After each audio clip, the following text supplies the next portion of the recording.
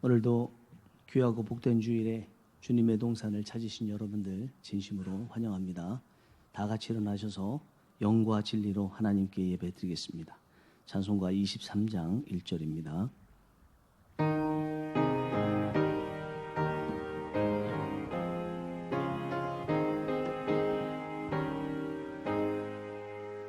만입이 내게 있으면 그 있다 가지고 내 구주 주시는 종을 늘 찬송하겠네. 아멘.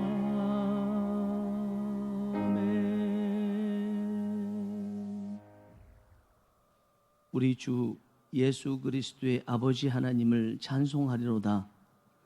그의 많으신 긍휼대로 예수 그리스도를 죽은 자 가운데서 부활하게 하심으로 말미암아 우리를 거듭나게 하사 산 소망이 있게 하시며 썩지 않고 더럽지 않고 쇠하지 아니하는 유업을 있게 하시나니 곧 너희를 위하여 하늘에 간직하신 것이라. 예배하는 자가 영과 진리로 예배할지니라. 아멘.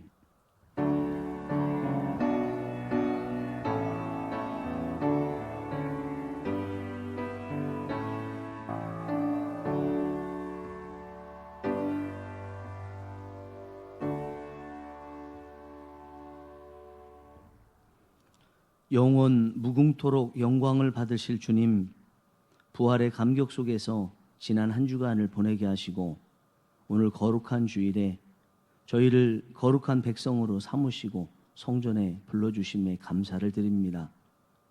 죽음을 이기시고 부활하신 주님, 주님께서 부활하신 후 제자들을 만나주시고 의심하는 도마에게도 보이셨고 오늘 이곳에 오셔서 저희 모두에게도 주님의 부활하신 모습을 보여주시옵소서. 예배하는 이 시간 부활의 주님을 뵐 때 우리 안에 있었던 걱정도 근심도 의심도 다 사라지게 하시고 온전히 주님을 만나는 은혜를 내려 주시옵소서. 예수님의 이름으로 기원하옵나이다. 아멘. 찬송가 37장 주 예수 이름 높이어 찬양 드리겠습니다.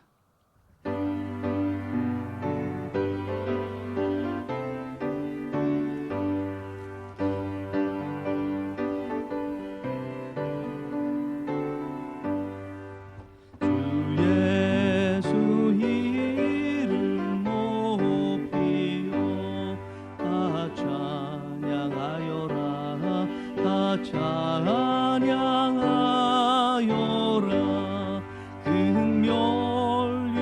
금멸류관을 들여서 만유의 주를 찬양하세. 찬양 찬양 찬양 만유의 주 찬양. 주 예수 당한 고난을 못 잊을 죄이나 못 잊을 죄이나 내 귀한 몸에 바쳐서 만유의 주를 찬양하세. 찬양 찬양 찬양 만유의 주 찬양. 이 지구 위에 거하는 온 세상 사람들 온 세상 사람들 그 크신 위엄 높여서 만유의 주를 찬양하세. 찬양 찬양 찬양 만유의 주 찬양. 주 믿는 성도 다 함께 주 앞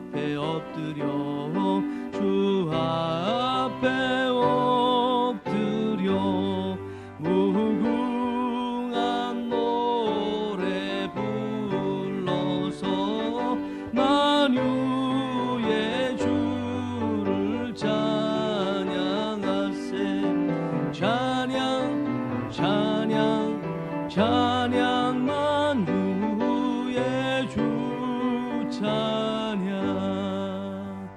아멘.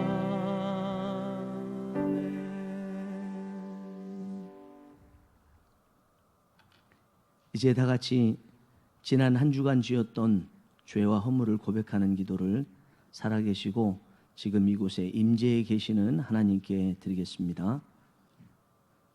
긍휼이 많으시며 인자가 풍성하신 하나님, 주님의 긍휼과 자비하심이 고백될 때 저희는 언제나 여지없이 내 죄가 주홍 같고 진홍같이 붉은 것을 발견하고 소스라치게 놀랍니다. 저희는 죄를 짓고 허물을 만들면서 정당한 이유로 그랬다며 변명했습니다. 하나님은 침묵의 시간을 선물로 주셨습니다. 그러나 저희는 하나님께도 침묵했습니다. 예배를 드리는데 침묵하였고 기도하는데 침묵했습니다. 찬양하는데도 침묵했습니다. 그런데 아무렇지도 않게 살았습니다. 그 결과 하나님도 침묵하심에도 저희는 전혀 그것을 느끼지도 두려워하지도 않았습니다. 신앙적 양심의 침묵에까지 이르게 되었습니다. 하나님은 성찰의 시간을 선물로 주셨습니다. 그러나 저희는 나를 돌아보는 대신 정치인들을 보았습니다. 나를 돌아보는 대신 신문 기사에 난 말하기 좋은 사건들을 보았습니다. 즐기기 좋은 텔레비전을 보았습니다. 특별히 선물로 주신 다시 얻기 힘든 성찰의 시간을 흘려보내고 있습니다. 주님, 이 모든 죄와 허물을 용서하여 주시옵소서. 십자가의 보혈의 피로 속량하여 주시고 남은 시간 동안 하나님이 특별히 주신 선물들을 선물답게 사용하게 하여 주시옵소서.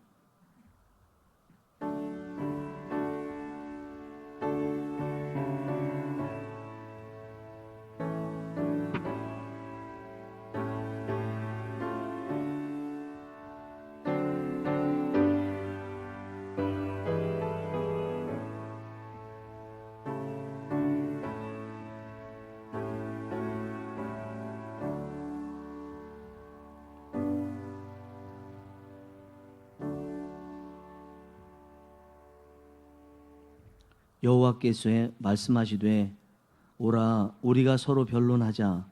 너희의 죄가 주홍 같을지라도 눈과 같이 희어질 것이요 진홍같이 붉을지라도 양털같이 희게 되리라. 아멘. 사도신경으로 신앙을 고백하겠습니다. 나는 전능하신 아버지 하나님 천지의 창조주를 믿습니다. 나는 그의 유일하신 아들 우리 주 예수 그리스도를 믿습니다. 그는 성령으로 잉태되어 동정녀 마리아에게서 나시고 본디오 빌라도에게 고난을 받아 십자가에 못 박혀 죽으시고 장사된 지 사흘 만에 죽은 자 가운데서 다시 살아나셨으며 하늘에 오르시어 전능하신 아버지 하나님 우편에 앉아 계시다가 거기로부터 살아있는 자와 죽은 자를 심판하러 오십니다. 나는 성령을 믿으며 거룩한 공교회와 성도의 교제와 죄를 용서받는 것과 몸의 부활과 영생을 믿습니다. 아멘. 찬송가 다 같이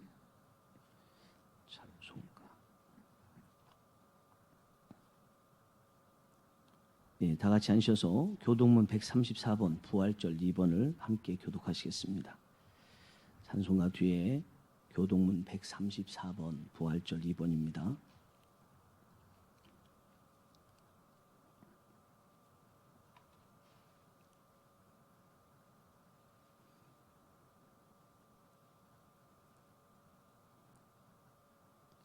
내가 받은 것을 먼저 너희에게 전하였노니 이는 성경대로 그리스도께서 우리 죄를 위하여 죽으시고 항사 지냄바 되셨다가 성경대로 사흘 만에 다시 살아나사 게바에게 보이시고 후에 12 제자에게와 그 후에 500여 형제에게 일시에 보이셨나니 중에 여전히 다수는 살아 있고 어떤 사람은 잠들었으며 그 후에 야고보에게 보이셨으며 그 후에 모든 사도에게와 맨 나중에 만삭되지 못하여 난 자 같은 내게도 보이셨느니라.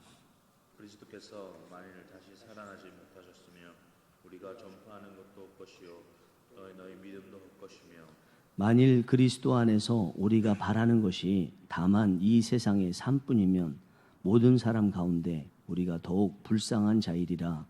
그러나 이제 그리스도께서 죽은 자 가운데서 다시 살아나서 잠자는 자들의 첫 열매가 되셨도다. 아멘.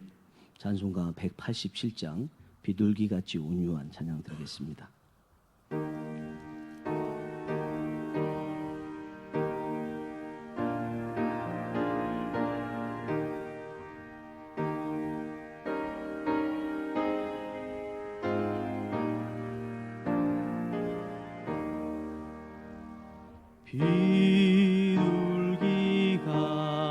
비둘기같이 온유한 은혜의 성령 오셔서 거친 마음으로 만지사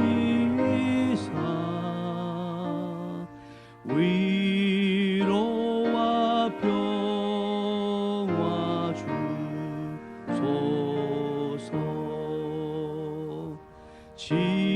진리의 빛을 비추사 주의 길 바로 걸으며 주님을 옆에 모시고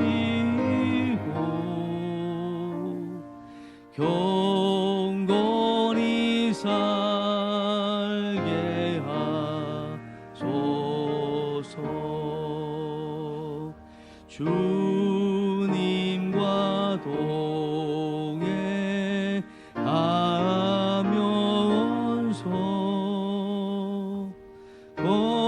거룩한 길로 행하며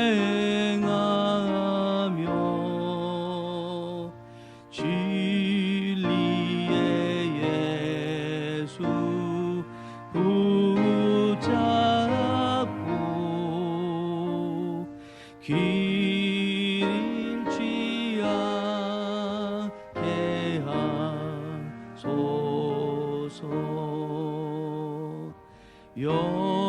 연약한 나를 도우사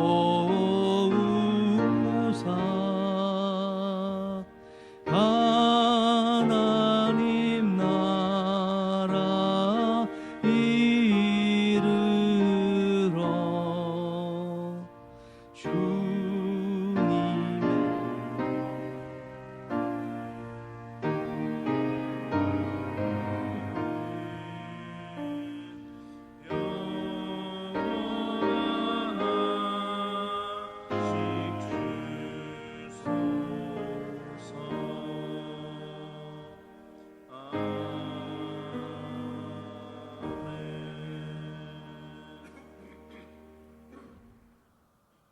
이 땅에 기초를 놓으시고 그 가운데 지으신 모든 만물을 무궁하신 지혜와 지식으로 통치하시는 하나님, 이 시간 물이 바다를 덮음같이 여호와의 영광을 인정하는 것이 온 세상에 가득함을 고백하며 경배합니다.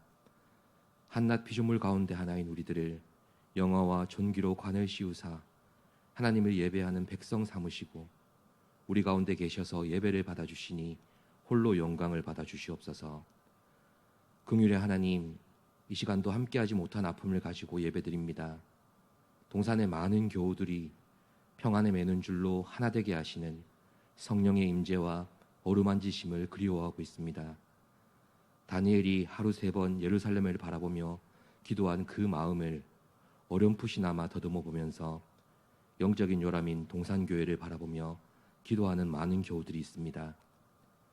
성루에 올라가 하나님의 응답을 기다렸던 하박국과 같이 나태해져가는 육신에게 지지 않고 홀로 새벽을 깨우는 교우들도 있습니다. 코로나로 인해 절박한 상황을 말로 다 표현할 수 없을진데 어렵지만 믿음으로 이겨내고 있다고 감사하는 교우들도 있습니다. 긍휼의 주여, 믿음이 세상을 이기는 것을 알았지만 때로는 이를 악물고 근근히 견뎌내는 것도 정직한 믿음임을 깨닫습니다. 제약이 없이 평범했던 일상 속에서 우리는 변화와 성장, 성공과 같이 눈에 보여지고 세상에서도 통용되는 것으로 믿음의 분량을 재어보는 죄를 저질렀습니다.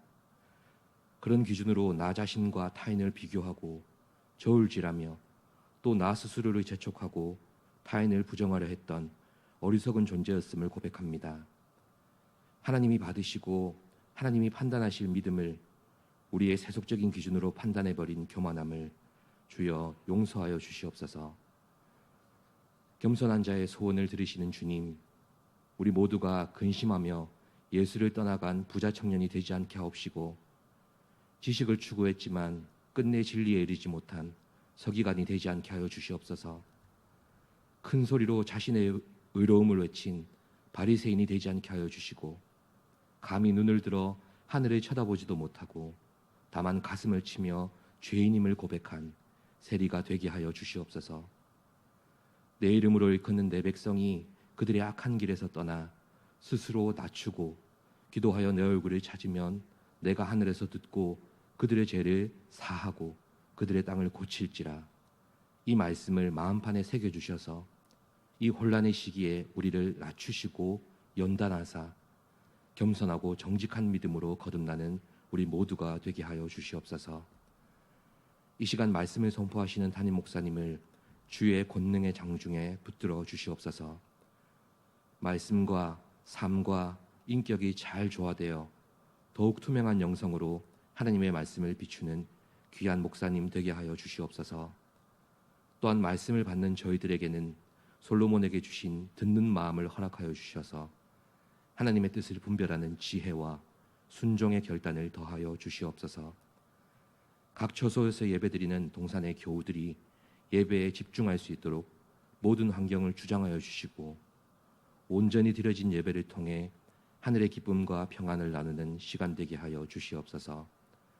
모든 예배의 순서들을 성령 하나님께서 주관하여 주실 것을 믿으며 믿음의 주여 온전하게 하시는 우리 주 예수 그리스도의 이름으로 기도드립니다.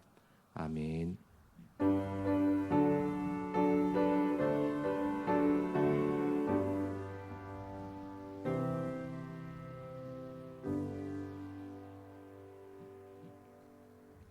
오늘 저희들에게 주시는 하나님 말씀은 신약 누가복음 17장 20절에서 21절까지의 말씀, 페이지는 125페이지입니다. 신약 누가복음 17장 20절, 21절 두 절의 말씀입니다. 페이지는 125페이지입니다.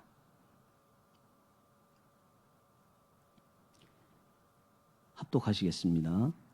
바리새인들이 하나님의 나라가 어느 때에 임하나이까 묻거늘 예수께서 대답하여 이르시되 하나님의 나라는 볼 수 있게 임하는 것이 아니요 또 여기 있다 저기 있다고도 못하리니 하나님의 나라는 너희 안에 있느니라. 아멘.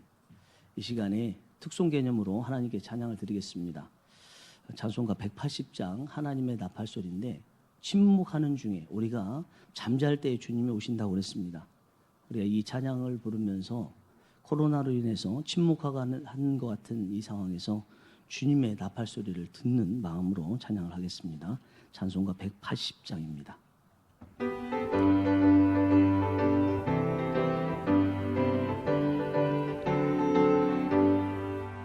하나님의 나팔소리 천지 진동할 때에 예수 영광 중에 구름 타시고 전사들을 세계 만국 모든 곳에 보내어 구원받은 성도들을 모으리.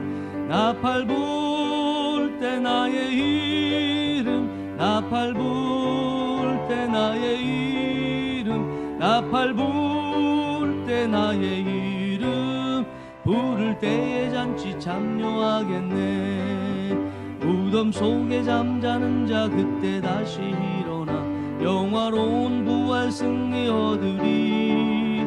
주가 택한 모든 성도들은 타고 올라가 공중에서 주의 얼굴 배우리. 나팔 불 때 나의 이름, 나팔 불 때 나의 이름, 나팔 불 때 나의 이름, 부를 때에 잔치 참여하겠네. 주님 다시 오실 날을 우리 알 수 없으니 항상 기도하고 깨어 있어서 기쁨으로 보좌 앞에 우리 나가서도록 그때까지 참고 기다리겠네.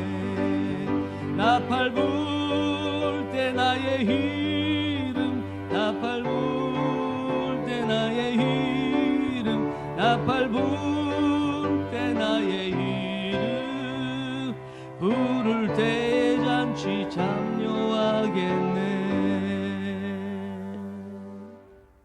아멘. 오늘 말씀의 제목은 하나님 나라는 너희 안에, 하나님 나라는 너희 안에입니다. 오늘 말씀은 우리가 잘 아는 10명의 문둥병자들이 예수님께 나와 병을 고침받기 위해서 예수님 말씀에 따라서 예루살렘 성전으로 가는 중에 다 낫고 그 중에 한 사람이 주님께 돌아와서 감사를 한 후에 있었던 이야기입니다. 이 말씀 속에는 몇 명의 바리새인들과 예수님께서 대화를 나누시는데 주제는 하나님의 나라와 관련되어 있습니다. 오늘 말씀은 글의 흐름 따라서 두 가지를 살펴보는데, 첫 번째, 바리새인들은 일종의 상담하는 것처럼 예수님께 찾아와서 하나님 나라가 어느 때에 임합니까? 라고 질문을 합니다. 20절 전반부에 보시면 바리새인들이 하나님의 나라가 어느 때에 임하나이까 묻거늘. 바리새인들이 주님께 나와서 하나님 나라가 어느 때에 임하나이까 질문했던 이유가 있습니다. 누가복음 10장 9절에 보면 주님께서 하나님 나라가 너희에게 가까이 온 줄을 알라. 10장 11절에 보면 하나님의 나라가 가까이 왔다. 또 11장 20절에 보면 하나님의 나라가 이미 너희에게 임하였느니라. 마태복음 24장 34절에 보면 이 세대가 다 지나가기까지 이 일이 다 이루어지리라, 이렇게 말씀하셨어요. 예수님께서 이 땅에 오셔서 메시아 사역을 하시면서 내가 메시아고 그에 따라서 하나님 나라가 이미 임해서 가까이 왔어, 이런 말씀을 하시니까 이 말씀을 들었던 바리새인들이 하나님 나라가 정말 가까이 왔다면 뭔가 가시적인 변화가 있어야 되지 않겠습니까? 어떻게 하나님 나라가 가까이 왔다고 하는데 이렇게 눈에 보이는 것은 하나도 변화가 없습니까? 이렇게 말하는 것입니다. 그 이야기는 예수님께서 메시아라는 것을 부정하는 것까지는 아니더라도 믿어지지 않는다는 거죠. 메시아가 오셨다면 그에 따라서 변화된 모습이 있어야 되는데 가시적으로 변화된 모습이 없다는 것입니다.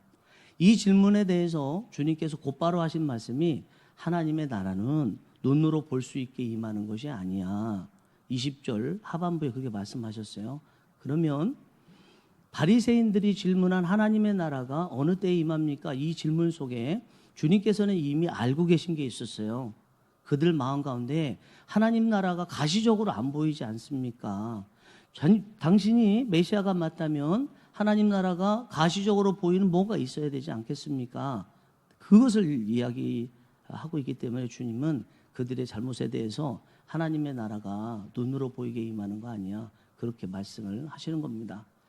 이들이 생각하기에는 메시아가 오신다면 지금 현재의 상황은 아니라는 거죠. 지금 삶이 너무 피폐하고 힘들다는 것입니다. 자기들이 살고 있는 현재 유대 나라, 이스라엘 나라의 상황이 로마에 의해서 통치를 받고 있어요. 하나님의 나라가 임했다면 어떻게 로마에 의해서 이런 통치를 받고, 마카비 시대 같은 경우에는 안티오쿠스 4세 로마 황제에 의해서 성경에도 이스라엘 사람들도 가장 더럽게 여기는 돼지를 잡아서 그 돼지 피를 뿌려는 성전 제사를, 또 성전을 더럽힌 이와 같은 일이 어떻게 이루어질 수 있겠습니까? 여전히 하나님의 제사와 하나님의 그 성전을 더럽히고 있는 로마의 모습이 어떻게 이게 계속 지속될 수 있겠습니까?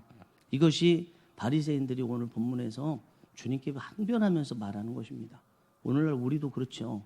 예수님을 믿으면 또 부활절이 되면 코로나도 다 사라지고 눈으로 보이는 변화가 있을 것이라 기대하면서 부활절을 맞이하고 또 예수님을 믿는 것 아니겠습니까?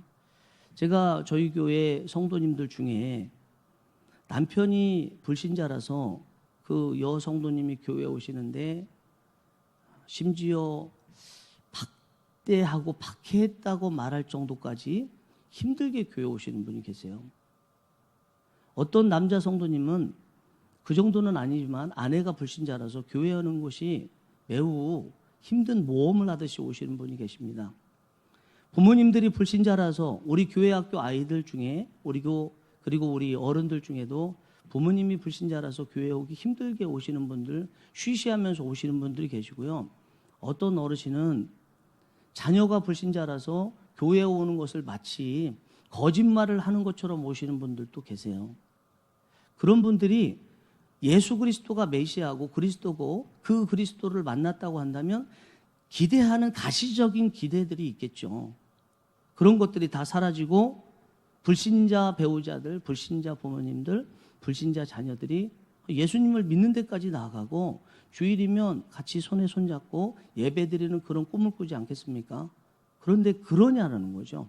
그런 모습이 별로 없지 않냐는 거죠. 오히려 상황은 더 악화되어서 정말 메시아가 오셨을 때 이런 일이 일어난다고 말씀하셨는데 메시아가 제 안에 오신 거 맞습니까? 당신이 메시아가 맞습니까?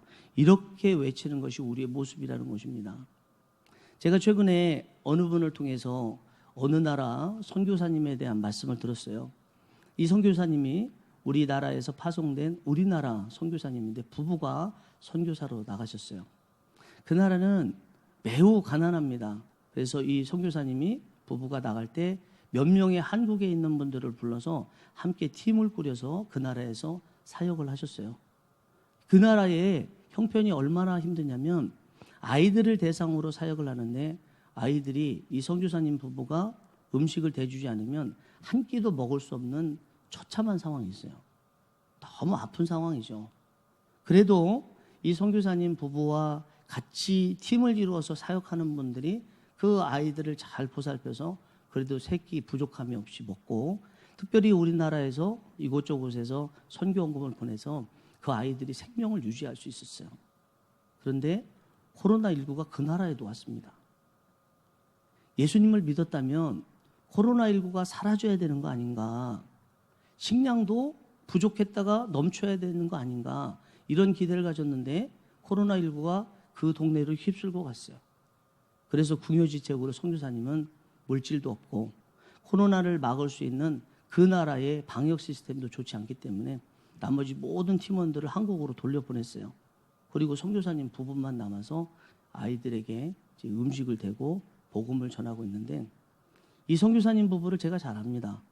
이분들은요, 뭐 항상 그게 좋다는 것은 아닌데 도와달라 그런 말씀하시는 분들이 전혀 아니세요.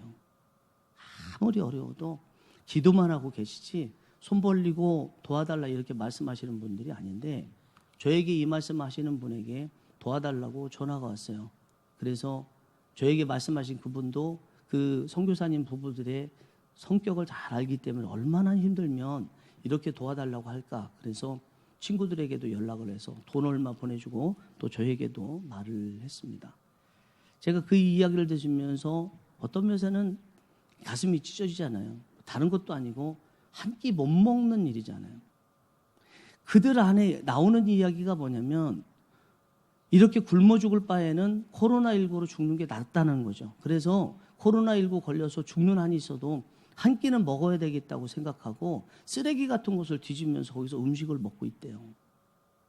우리가 생각할 때 예수님을 믿으면 예수님이 메시아로서 그리스도로서 구원자로서 우리 안에 들어오시면 그런 어려운 상황에 있는 일들에게 천지개벽 같은 놀라운 변화가 일어나야 된다고 기대하지 않겠습니까? 그런데 그런 일이 없더라는 거예요. 저는 그들 중에 그런 얘기를 들은 적은 없지만 아마 아이들 중에는 뭐 예수님 믿어도 이렇게 다른 것이 없고 똑같냐 이런 얘기를 하는 아이들도 있지 않을까.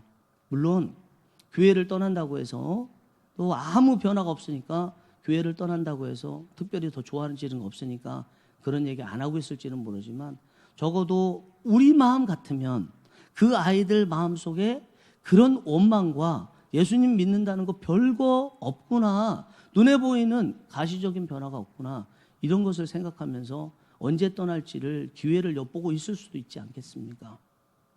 만약에 여러분들께서 오늘 본문에서 바리새인들이 예수님께 하나님 나라가 어느 때에 임합니까? 상황이 이렇게 악하고 힘들고 괴롭고 먹을 것도 없는 이런 상황이 있는데 변화는 하나도 없는데 도대체 실제적으로 변화는 언제 일어납니까? 하는 질문을 받는다면 여러분들은 어떻게 대답하시겠습니까? 주님께서는 뭐라고 대답하실까요? 두 번째 보고 싶은 것이 그것입니다. 두 번째, 주님께서는 하나님 나라가 너희 안에 있다, 이렇게 말씀하십니다.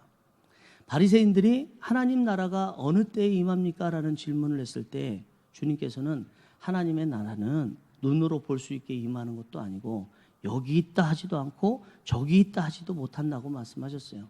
너희들이 생각하기에 하나님의 나라는 예수 그리스도를 믿고 메시아가 오게 되면 완전히 천지가 개벽되는 것 같은 놀라운 변화의 역사가 있을 것이라고 기대할 수도 있겠지만 그렇게 메시아가 옴으로써 하나님 나라가 이루어지는 것이 아니다.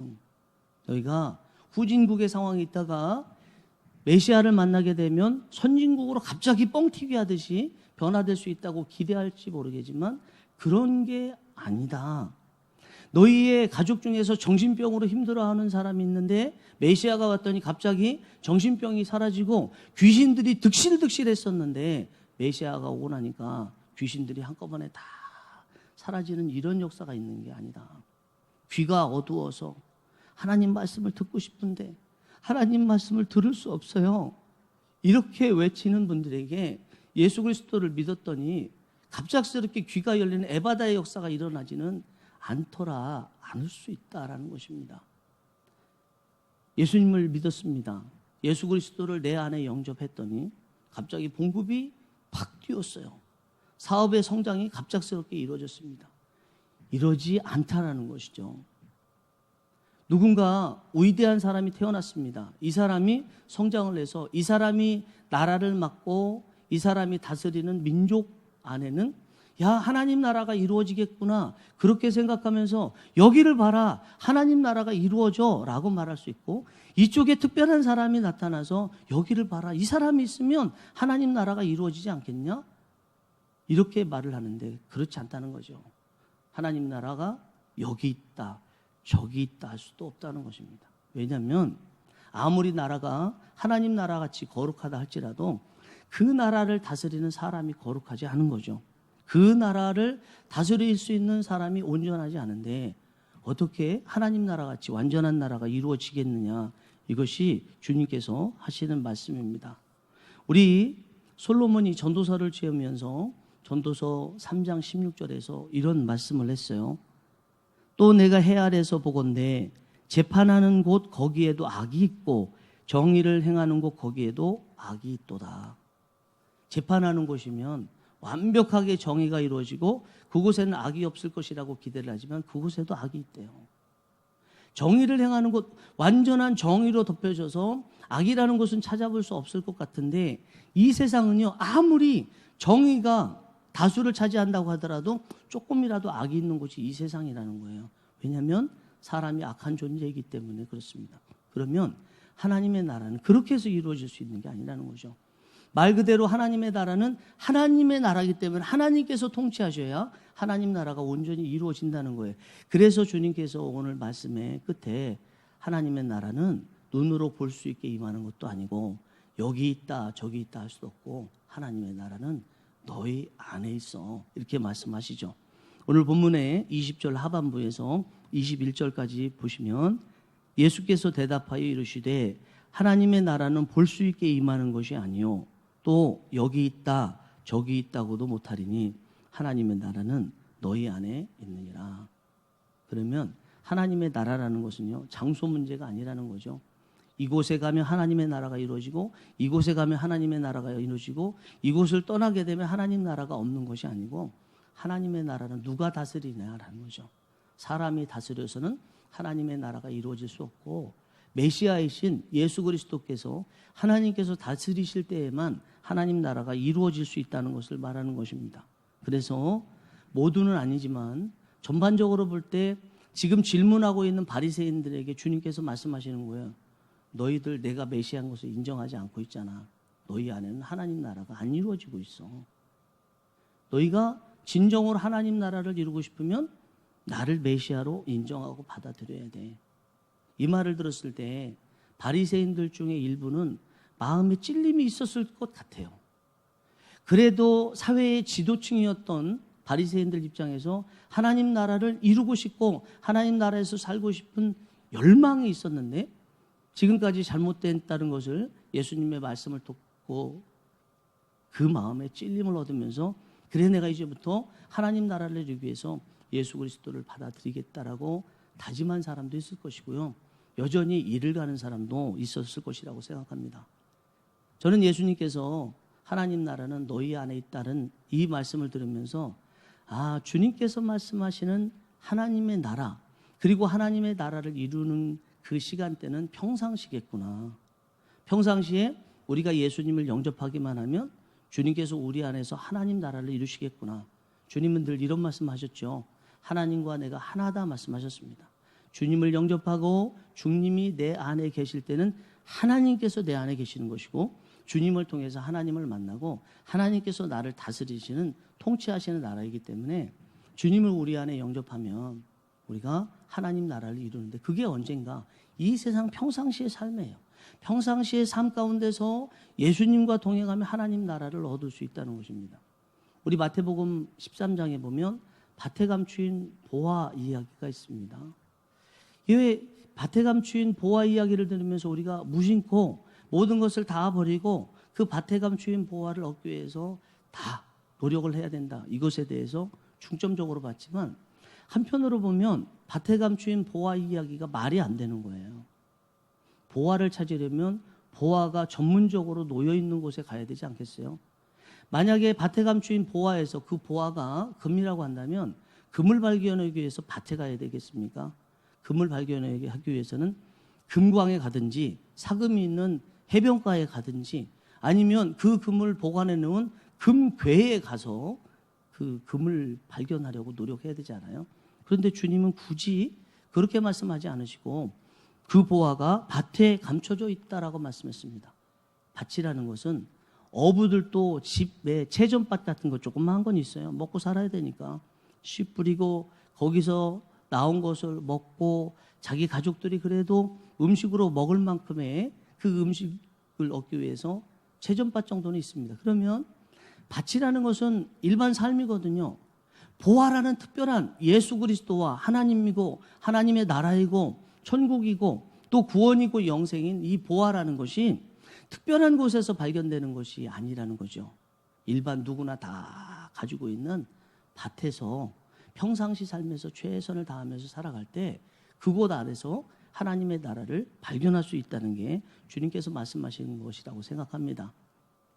보화를 발견하는데 꼭 기도원에 가야 되고 보화를 발견하는데 꼭 선교를 나가야 되고 보화를 발견하는데 꼭 목회자가 되고 보화를 발견하는데 어떤 특별한 곳에 가야 보화를 발견하는 게 아니다. 평상시의 삶에서 예수 그리스도를 깊이 받아들이면 된다는 것입니다. 우리가 예수님을 믿은 그 초창기에 성경을 읽는 것을 보면 비슷한 것 같아요. 저의 경우를 가지고 완전한 일반화를 하지는 않겠지만 그래도 제 경험을 가지고 여러분들에게 말씀을 드리자면 예수님을 처음 믿었을 때는 복음서만 봤습니다. 예수 그리스도 외에 사도 바울이 빌립보서 3장 8절에서 내가 모든 것을 해로 여김은 예수 그리스도를 얻으며 배설물로 여긴다고 말씀했던 것처럼 예수님 외에는 다른 게 안 보여요. 가지고 있었던 책들 다 버렸습니다. 오직 예수. 그것이 시간이 지나가면서 조금 더 나아가게 되면 이제 복음서 중에 특별히 4권의 책을 다 읽고 나면 로마서 같은 책을 읽죠. 복음이 그 안에 순전히 녹아있고 또 다른 작은 로마서라고 하는 갈라디아서 같은 성경을 읽습니다. 그러면서 시간이 가면서 신약 전체를 다 읽어요. 그때 우리는 구약을 잘 읽지 않습니다. 특별히 잠언서, 시편, 시가서라고 하고 성문서라고 하는 이런 책들은 잘 안 읽어요. 그 안에 예수 그리스도가 없어요. 예수 그리스도의 특별한 은혜를 그곳에서 맛볼 수 없기 때문에 그런 성경은 잘 안 읽습니다. 인생 짧은데 예수님 알기도 시간이 부족한데 복음으로 내가 충만하고 그 충만한 복음을 가지고 주님께서 말씀하신 대로 사람들에게 복음을 전하기도 바쁜데 다른 성경을 읽을 여유가 없다고 생각하는 거죠. 그런데요, 어느 날 갑자기 예수님께서 십자가에 못 박혀 죽으신 그곳이 골고다 언덕인데 그 골고다 언덕이 예루살렘 성 중에 가장 중심이라고 하는 빌라도 법정에서 800m밖에 떨어지지 않은, 오늘날로 치자면 우리 진주 이곳에서 중심에서 약간 외진 어딘가 한 1km도 아닙니다. 그곳에서 세워졌다는 것이 깊이 느껴지죠. 아, 주님의 십자가는, 하나님의 나라는 먼 외딴 곳에서 이루어지는 것이 아니고 우리 삶의 중심에서 이루어지는구나. 아골골짝, 빈들, 골고다 언덕, 그곳이 비록 산처럼 언덕처럼 보이지만 그래도 중심, 예루살렘 성 중심에서 조금밖에 안 떨어진 것이구나. 그래서 예수 그리스도를 발견하고 하나님을 발견하는 것은 삶에서 발견해야 되는구나. 이것을 문득 깨닫게 됩니다. 그렇게 되면 성경 읽기가 달라지죠. 성경을 읽는 그 범위가 달라집니다. 신약만 읽던 그 모습에서 점점점 구약까지도 다 읽게 되죠. 요한복음 5장 39절에서 모든 성경은 나에 대해서 기록했고 영생을 위해서 기록했다는 주님의 이 말씀을 마음이 깊게 새겨지면서 그렇구나. 모든 성경이라고 말하는 이 모든 성경이 구약 성경인데 그 구약 성경 안에 예수 그리스도가 보이고 그 예수 그리스도와 동행할 때에 구약 성경 안에서도 하나님의 나라를 이룰 수 있다는 것을 깨닫는 거죠. 그래서 예전에는 절대로 보지 않았던 잠언서를 읽게 됩니다. 여러분, 잠언서라는 것은 하나님을 믿는, 하나님을 경외하는 백성들의 일상의 삶의 지혜를 말하는 거죠. 우리가 잠언이라는 명칭을 붙였지만 원래는 금언, 또 격언 이런 뜻이잖아요. proverb잖아요. 격언이에요. 우리가 아는, 다른 기독교인이 아니라도 가지고 있는 우리가 아는 그런 격언과 비슷한 것이 잠언이에요. 그러다 보니까 예수 그리스도의 특별 계시적인 것만 생각하는 분들에게는 이 잠언이 별로 중요하게 여겨지지 않습니다. 실제로 잠언서 같은 경우에 31장으로 구성되어 있어서 매일매일 31일 그 한 달 기간 중에 날짜에 맞춰서 한 장씩 읽기도 좋은 그냥 삶의 이야기 같은 모습이 잠언서에 나와 있어서 예수님만 부르짖고 예수님만 생각했던 그런 상황에서는 잠언서를 읽고 싶은 생각이 들지 않죠. 그런데 좀 전에 말씀드린 대로 예수 그리스도의 골고다 언덕의 십자가, 그곳이 시내에서 멀지 않다는 것을 깨닫고 삶에서 예수 그리스도를 발견해야 된다. 이것을 깨달은 사람은 잠언서도 읽어요. 그 안에 예수라는 말 없고 또 에스더 같은 경우에는 그 에스더서 안에 하나님이라는 단어, 여호와라는 단어가 하나도 없어도 예수 그리스도를 믿는 하나님의 자녀이기 때문에 그 안에서도 예수 그리스도를 발견하고 하나님의 나라를 이루면서 살아가는 거죠. 그렇다고 해서 시간이 지나면서 복음의 색깔이 옅어진 것이 아닙니다. 오히려 예수 그리스도를 믿는 시간이 깊어지고 깊어지면 복음에 대해서는 색깔이 더 분명해지죠. 좀 전에 말씀드린 빌립보서 3장 8절에서 사도 바울이 이렇게 말씀했습니다. 모든 것을 해로 여김은 내 주 그리스도 예수를 아는 지식이 가장 고상하기 때문이라. 내가 그를 위하여 모든 것을 잃어버리고 배설물로 여김은 그리스도를 얻고. 사도 바울이 빌립보서 3장 8절에서 자기가 가지고 있는 모든 것을 다 해로 여기고 배설물로 버린대요. 그러면 이 빌립보서 말씀은 사도 바울이 예수 그리스도를 영접한 초창기에 쓴 서신인가 아니거든요. 사도 바울이 쓴 13권의 서신서 중에서 가장 마지막에 쓴 것이 디모데 후서고 그 바로 앞에가 디도서, 그 앞에가 빌립보서예요. 사도 바울이 AD 68년에 이 마지막 서인 디모데 후서를 기록했다면 이 빌립보서는 63년 4년에 기록했어요. 3, 4년밖에 차이가 안 납니다. 그런데 그렇게 시간이 많이 갔음에도 사도 바울의 삶의 모습 가운데 예수 그리스도에 대한 복음은 확실하죠. 그러나 그의 삶의 전체적인 모습을 보면요, 시간이 나면서 사람에 대해서는 점점 열려지고 있어요. 세상에서 점점 나와서 교회로 들어가는 입장이 예수님을 믿는 우리의 초창기의 모습이라면, 그러나 시간이 가면서 하나님의 역사는 예수 그리스도 이름을 부를 때만 있는 것이 아니고 내 안에 예수가 있으면 언제든지 어디에서도 하나님의 역사가 있구나라는 것을 깨닫고, 교회 안에도 열심히 모이지만 세상으로 점점점 들어가게 되는 것이 우리가 신앙이 점점 커질 때의 모습이죠. 저는 목회 초기에는 늘 그런 생각을 했습니다. 하나님의 나라는 눈에 보이도록 임하는 것 같은 바리새인들의 그런 생각처럼 저도 그런 줄 알았어요. 그래서 기도하면 당장 역사가 일어날 줄 알았어요. 당장 역사가 일어나기 위해서 일부의 생활을 희생을 시켰습니다. 내가 오늘 기도해서 끝장을 보리라. 철야하면서 금식하면서 내가 평상시에 행하던 일들을 희생시키면서 그 기도한 후에 믿음을 가진 후에 결과를 얻기 위해서 나름대로 최선을 다했어요. 하나님 나라가 당장 눈으로 이루어지는 것을 기대했죠. 그런데 목회를 계속하다 보니까 전반적으로 보면 그렇지 않더라는 것을 깨달았습니다. 그래서 제가 고민했습니다. 그러면 기도하지 말까? 믿음 갖지 말까? 아니면 기도 몇 번 하다가 응답이 되지 않으면 그냥 나머지 하나님께서 다 하실 것으로 여기고 하나님께 맡기고 기도 몇 번 하다가 하나님께 맡긴다는 명목으로 기도 이제 멈출까? 그런 생각도 했어요. 그런데 성경이 제 마음속에서 비추고 있는 것은 기도는 항상 해야 된다는 거예요. 쉬지 말고 기도하라. 기도하기를 쉬는 죄를 결단코 범치 아니하리라는 주님의 말씀이 생각났습니다.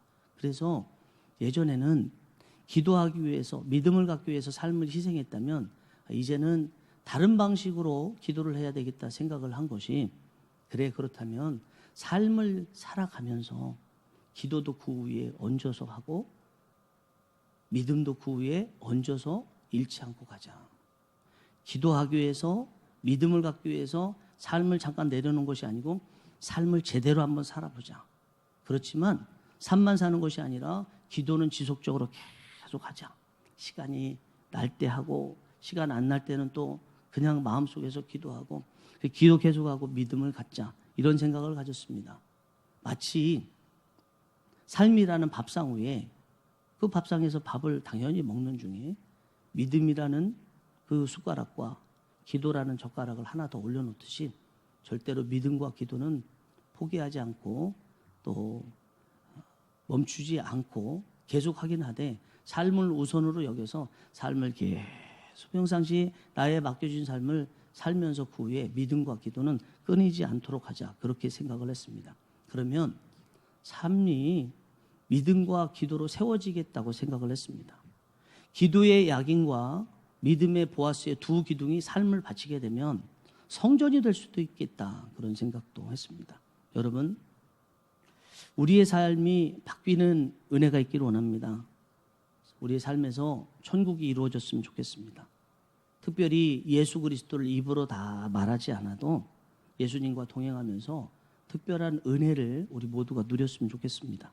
비록 눈으로 보이도록 기도와 믿음에 대한 결과가 드러나지 않을 때도 포기하지 마시고 이미 우리 안에 계신 예수 그리스도와 함께 동행하시면서 하나님 나라가 이미 이루어졌으니까 계속 믿음도 가지면서 기도했으면 좋겠습니다. 그렇게만 할 수 있다면 저와 여러분들의 삶이 날마다 작은 또 큰 보아들로 가득한 오병이어의 기적의 광주리가 될 줄 믿습니다. 기도하시겠습니다.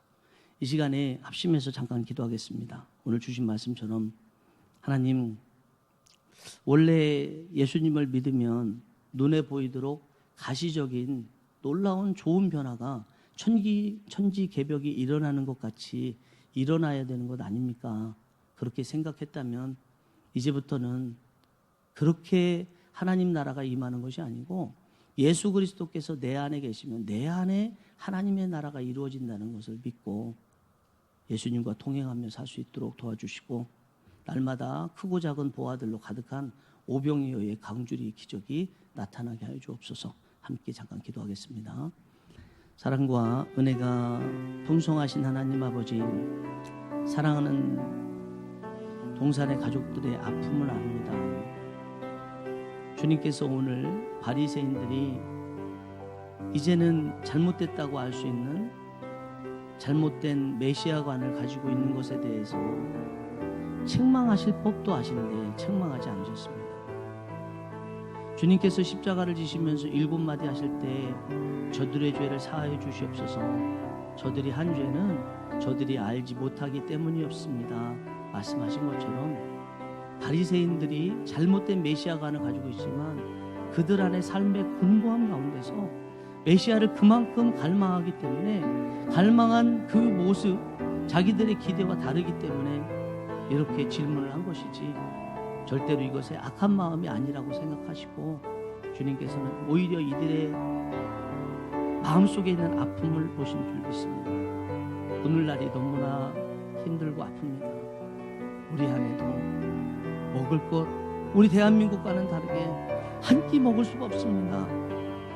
차라리 굶어 죽는 것보다 코로나19에 걸려서 죽는 게 낫습니다라고 생각하며 쓰레기 더미를 뒤지면서 그곳에서 음식을 찾는 이들도 있는데, 그들에게 우리가 바라는 것은 주님께서 찾아오셔서 정말 주님께서 살아계시다는 모습을 눈으로 보일 만큼 음식도 마음껏 먹을 수 있도록 주시고 복음의 기쁨을 누릴 수 있는 역사를 이루어 주셨으면 좋겠는데, 우리 교회 안에 불신자 배우자들, 불신자 부모님들, 불신자 자녀들, 이제 예수 그리스도를 믿고 부활절도 됐으니 마음껏 예배드릴 수 있고, 더 나아가서 불신자 가족들도 함께 손잡고 예배드릴 수 있었으면, 그런 모습이 겉으로 드러났으면 좋겠는데 그런 것이 일어나지 않는 것이 안타깝습니다. 그러나 진리는 진리인 줄 믿습니다. 주님께서 예수님을 믿기만 하면 천국의 하나님 나라가 너희 안에 있다고 말씀하신 대로 우리 안에 가시적으로 보여지는 천국의 변화의 모습은 없을지라도 예수님을 인해서 동행하면서 삶에서 천국을 누릴 수 있도록 도와주시옵소서. 복음서만 읽던 우리의 좁은 신앙의 모습에서 이제는 예수 그리스도라는 말이 없는 곳에서도 예수님을 발견하는 귀한 역사, 바테감 주인 보아처럼 일상의 삶 속에서 예수 그리스도라는 보아를, 하나님 나라라는 보아를 발견할 수 있는 우리 모두가 될 수 있도록 특별한 은총으로 함께하여 주시옵소서. 사랑이 많으시고 긍휼이 풍성하신 하나님 아버지, 오늘 본문에 나와 있는 바리새인들의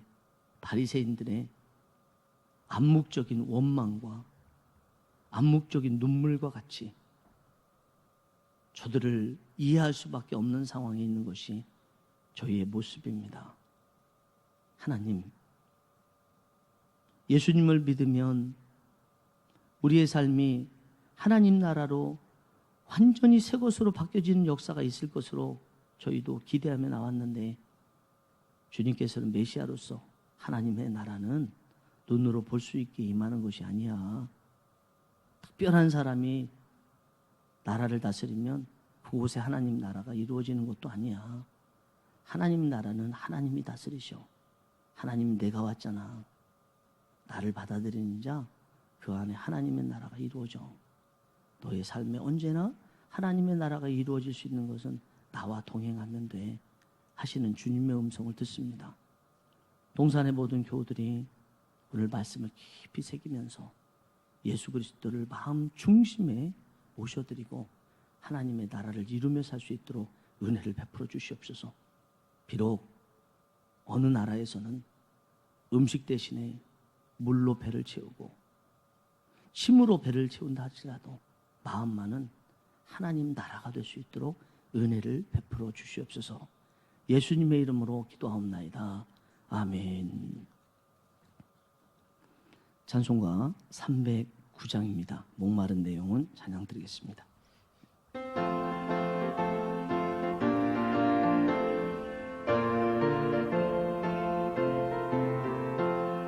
목마른 내 영혼 주가 이미 허락한 그 귀한 영생수 주여 갈망합니다. 그 약속 따라서 힘써 간구하오니 오주여 내 기도 어서 들어주소서. 예수의 사랑 예수의 사랑 바람 물결같이 내게 임하니 영광의 물결에 온전히 쌓여서 내 영혼의 기쁨 한량없도다.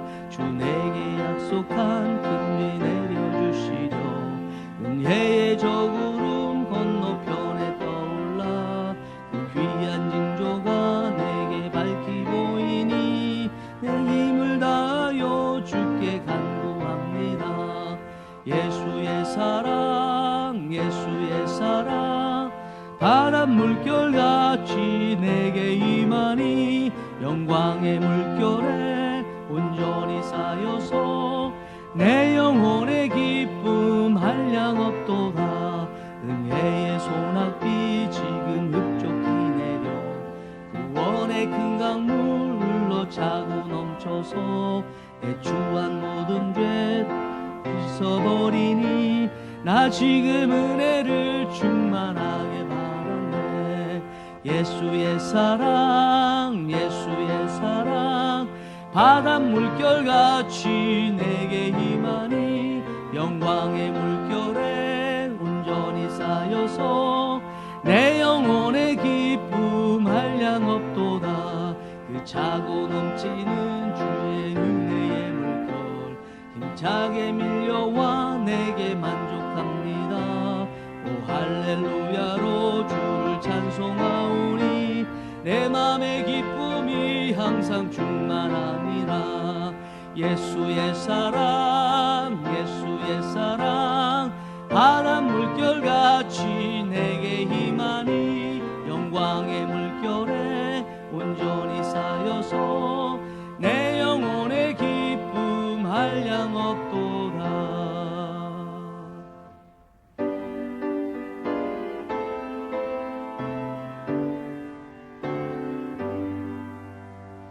나의 보화 드리니 주여 받아주셔서 하늘나라 위하여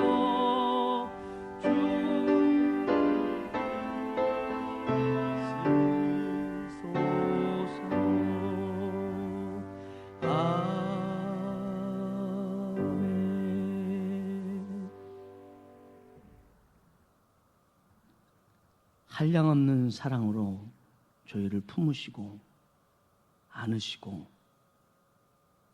그뿐 아니라 세상에서 얻어야 될 것을 눈여겨 살펴보시며 채워주시는 하나님 아버지.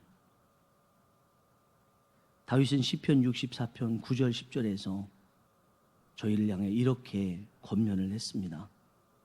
너희 성도들아 여호와를 경외하라. 그를 경외하는 자에게는 부족함이 없도다. 젊은 사자는 궁핍하여 줄일지라도 여호와를 찾는 자는 모든 것에 부족함이 없으리로다. 주님, 저희에게 말씀이 있어 감사합니다.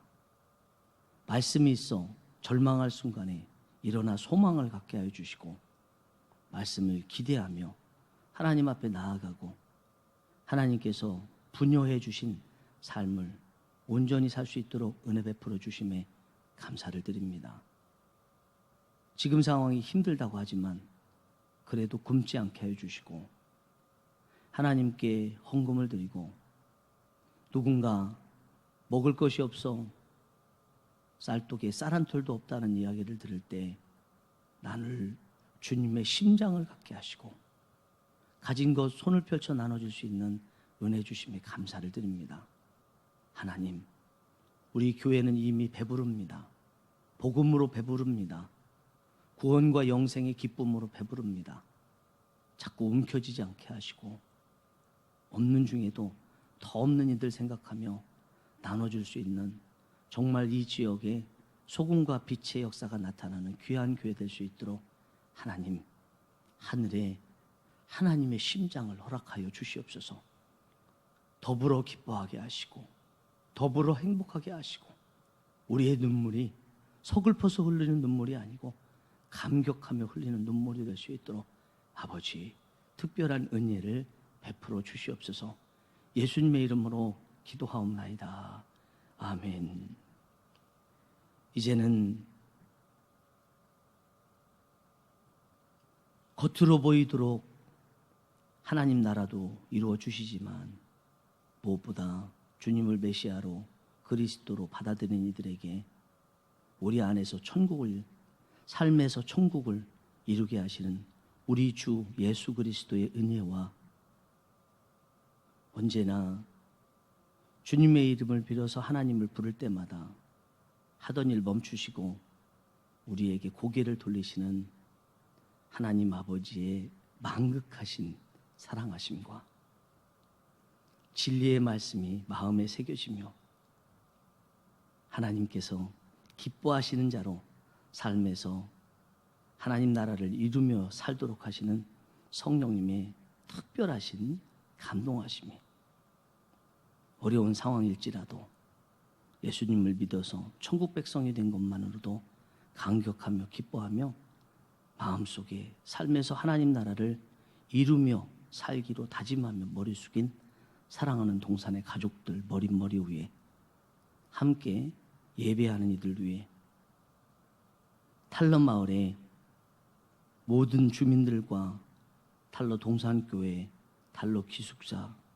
또 KMCC 위에 밥 한 끼 먹을 수 없는 어려운 처지에 있는 세계 곳곳에 있는 난민들, 빈곤한 이들 위에 진주 일대대 위에 한마음 교회 위에 방역에 힘쓰고 애쓰고 계시는 모든 이들 위해 이제와 영원토록 함께 하시기를 간절히 축원하옵나이다.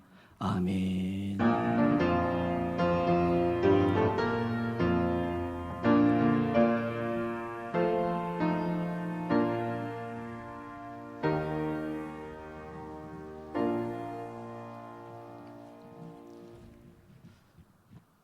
하나님께 영광의 박수 드리겠습니다. 감사합니다. 예, 부활절 둘째 주일인데 부활절 하루만 부활절로 느끼지 마시고 50일 동안 부활절 절기인데 다 그렇게 부활절처럼 느끼시는 은혜가 있기 원합니다. 이 시간에 먼저 서로를 마음을 다해서 정말 마음을 다해서 당신은 소중한 사람이라고 알려주시고 그렇게 우리 마음속에 존귀하게 여기시는 마음으로 축복성을 부르겠습니다. 당신은 소중한 사람.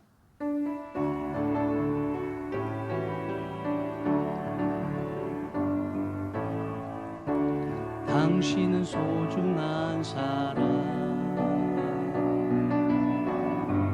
당신은 존귀한 사람,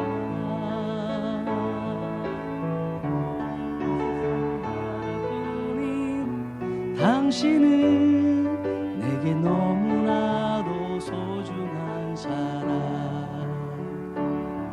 그런 당신을 사랑해요.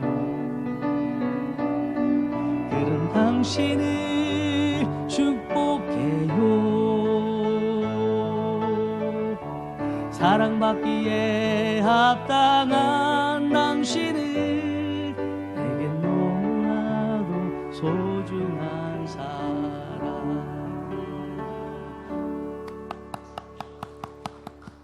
우리 서로 인사하겠습니다. 당신은 소중한 분입니다. 예, 교회 소식을 잠깐 보겠습니다. 주보 사면을 보시겠습니다.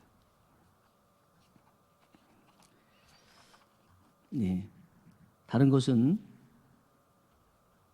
지난번과 똑같으니까 그거 보시고요. 5번에 성전 예배 재개입니다. 성전에서 예배드리는 이 예배가 다음 주에 있겠습니다. 교회 학교 자녀들도 함께 예배를 드리겠습니다. 1교구는 오전 9시, 2교구와 교회 차량 운행이 11시 예배 때만 있기 때문에 1교구라 하더라도 차량 운행 하시는 그 차에 타시는 분들은 오전 11시에 참여해 주시고 마스크 착용을 꼭 해 주시고요. 입구에서 손 소독을 하고 또 비대면 열 측정기로 열을 측정할 때 열을 함께 해주시기 바라고 방명록에 이름도 기록해 주시기 바라겠습니다. 그리고 여러분들 앉으실 자리를 우리가 나름대로 뭐 정확하게 자로 2m는 재지 않지만 그래서 띄워가지고 자리를 다 붙여놓겠습니다. 그래서 여러분 그 자리에 앉아주시면 감사하겠습니다. 다음 주 점심 식사가 없기 때문에 2부 예배를 마친 후에 당회실에서 우리 장로님들 함께 당회를 갖도록 하겠습니다. 사랑의 동전은 모으신 것을 다음 주에 가져오시면 되겠고요. 성경 필사미 기도문 계속 쓰시면 되겠습니다. 예, 온라인 예배 드리는 동안에 5대 중점사항이 있습니다. 여러분 교회에서 최대한 신경 써서 중점으로 삼은 거니까 최대한 한번 따라 보세요. 그러면 어쩌면 예전에 경험치 못한 더 큰 은혜가 임할 수도 있다고 생각합니다. 4월의 추천도서도 이제 다음 주까지면 끝인데 1시간 기도인데 참 좋은 책입니다. 여러분 함께 보시기 바라겠습니다. 다 같이 일어나셔서 배송하시면서 세상으로 힘차게 발걸음을 옮기시겠습니다.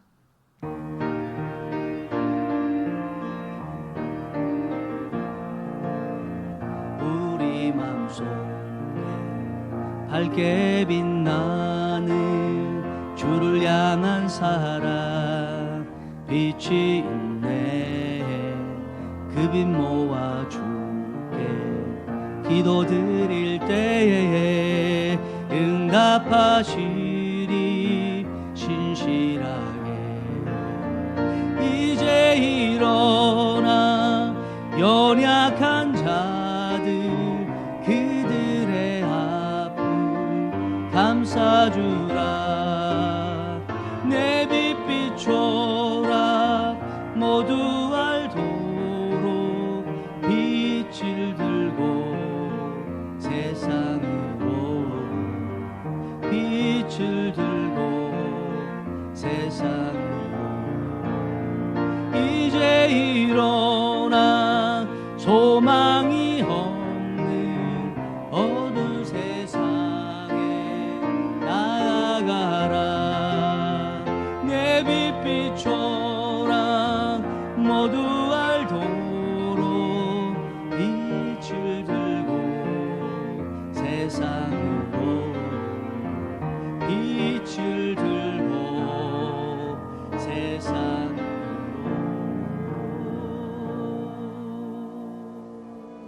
은혜 중에 안녕히 가십시오.